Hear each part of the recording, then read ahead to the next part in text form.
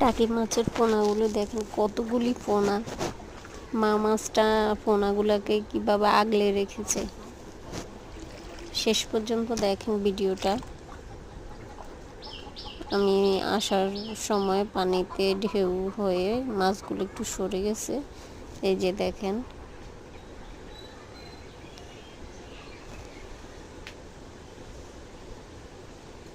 এগুলো আসলে খাওয়া যায় কিন্তু। এই যে দেখেন মাছটা, এই যে ইটের পাশে বসে আছে। দুজন ছিল, মা বাপ, ওনার মা বাবা দুজন ছিল। আমি আসার কারণে একজন পালিয়ে গেছে আমাকে দেখে।